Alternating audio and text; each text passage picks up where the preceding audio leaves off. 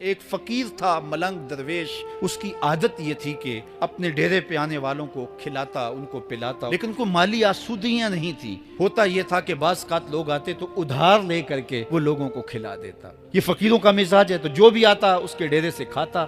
وقت آخر آ گیا، جن لوگوں نے ادھار دیا تھا وہ سارے تقاضا کرنے آ گئے۔ اب بابا جی کو کیا فکر لاحق ہے کہ یہ میرے مہمان اور میں ان کو کچھ پیش کرنے کی صلاحیت نہیں رکھتا۔ ایک بچہ تھا، وہ کچھ سامان بیچ رہا تھا، پتیسا بیچ رہا تھا یا کوئی اور چیز بیچ رہا تھا۔ کہا تم بیچ رہے ہو تو میرے مہمانوں کو کھلا دو۔ تو سارا ان مہمانوں کو کھلا دیا گیا، اور اس کے بعد کہا بابا جی پیسے؟ کہا تم بیٹھ جاؤ، جب ان کو ملیں گے تو تجھے بھی مل جائیں گے۔ وہ بیٹھ گیا، 2 4 10 منٹ بیٹھا تو بچہ تھا، پھر کھڑا ہو گیا، بابا جی پیسے؟ میری ماں میرا انتظار کر رہی ہے، ہمارے گھر کا چولہا اسی سے جلتا ہے، میں یہ پیسے لے کر جاؤں گا اور ہم شام کا گھر کا کوئی سلسلہ کریں گے۔ کہا بیٹا جب ان کو ملے گا تو تجھے بھی مل جائے گا۔ بچے نے رونا شروع کر دیا۔ یتیم بچہ تھا، اس کا سارا آسرا یہی تھا۔ جب بچہ رویا اللہ کی رحمت کو جوش آیا۔ کوئی مرید نذرانہ لے کے ان بزرگوں کے پاس آ گیا، وہ اتنے پیسے تھے کہ اس بچے کو بھی دیے، جتنے لوگ آئے تھے سب کا قرض چکایا۔ کہا جاؤ گھروں کو۔